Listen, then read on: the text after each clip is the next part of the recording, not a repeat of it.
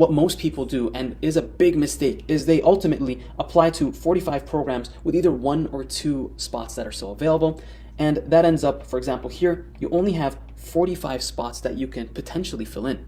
And so that goes on. 45 programs that an applicant will apply to times 2, for example, that's 90, right?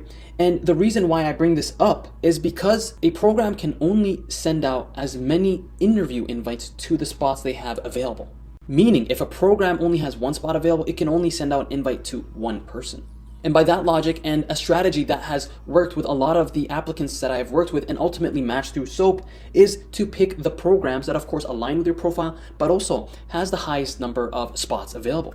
So if we go back to this example here, where for example, an applicant picks 45 programs and they all have 3 spots available, that is 135 application pools or application slots that you can potentially fill in, and then the list goes on, right?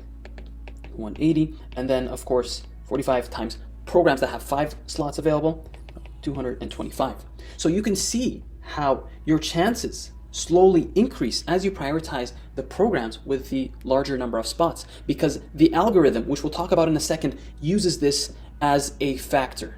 So if we use this example, applicant number 1 had used and applied to 45 programs with only 1 spot, so they have 45 available positions they can fill. And applicant number 2 applied to programs with 4 spots available at each program. So he has 180 spots that he can potentially fill and match into. So as we can see here, you have quadrupled your chances of matching into a residency position simply by using this strategy effectively. If you're a USMLE aspirant and dream of matching and working in the United States, then make sure you drop the word SOAP down below, and I'll make sure you get the full tutorial and SOAP checklist that allowed others to match as well.